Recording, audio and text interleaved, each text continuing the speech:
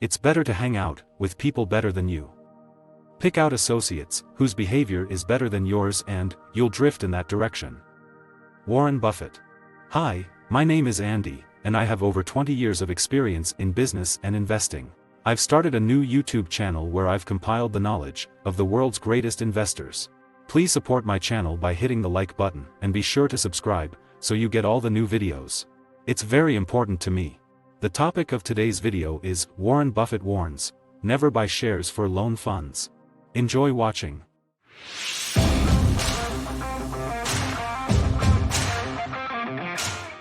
You're often quoted as saying that you don't know who's skinny dipping until the tide goes out, who's swimming naked until the tide goes out, exactly. whatever it may be.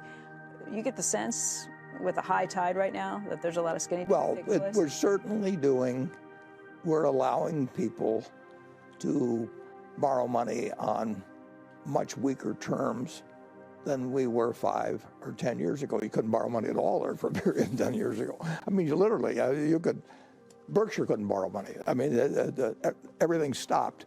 And now the pendulum has swung dramatically, and yet we still have, we have very, very, very low rates.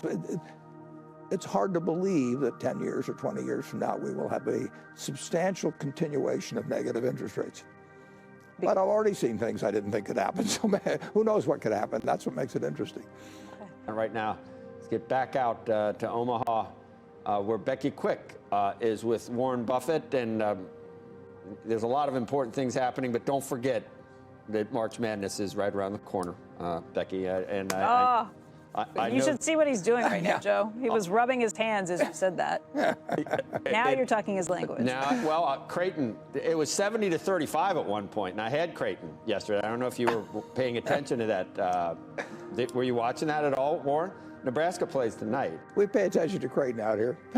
They're good. We talked about it earlier this morning off camera. They're peaking. I think they're peaking. I mean, they're getting better and better and better. The three-point shooting was, I think that one guy was 7 for 7 at one point yesterday, which is, I'd be like 7 for 10,000 for three-pointers, I think. Anyway, get back to business. I'm looking forward to it, Warren, and I know we always have our own personal bet. If I get them all right, you give me Berkshire Hathaway, which would be cool for me. I'll tell you, if you get it all the way, I'll give you my Berkshire Hathaway shares all the way to the 64. Wow. Fill out a bracket if it's Giving perfect. pledge. That's the ultimate giving pledge. Yeah. That's how sure he is that you won't be able to do it. I'm pretty sure. Andrew, I hear you have a question too, Andrew. I actually have a couple, and I thought that I read the letter like everybody else over the weekend. It was fascinated by so many of your comments, Warren. Specifically, I wanted to ask you, you talk about diversity on boards in this letter. And one of the things I wanted you to weigh in on, if you could, is I don't know if you saw, but David Solomon, the CEO of Goldman Sachs, on our air actually, announced a couple of weeks ago that he won't be taking any companies public, Goldman won't, unless they have at least one diverse board member, and are likely going to push that to 2. In the state of California, they put a law into place saying that you needed to have a female board member. And I'm curious what you think of not just the push towards more diversity on boards, but the requirement. Because I also note in your letter that you have very specific thoughts about what it means to be a board member, what it means to be an independent board member, how wealth is involved in all of that. What are your thoughts? Well, at Berkshire for decades, we've given the 3 factors in addition to integrity, but for board membership. And we want people who are business savvy.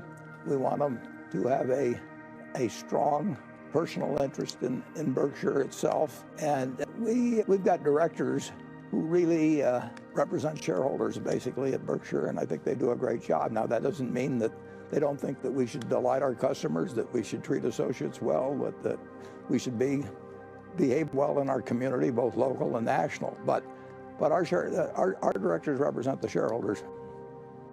If you enjoyed this video, please hit the like button to support me. And watch the next very helpful video right now. The link to it will appear on my left. Also, please subscribe to my channel to be the first who learn from the world's best investors.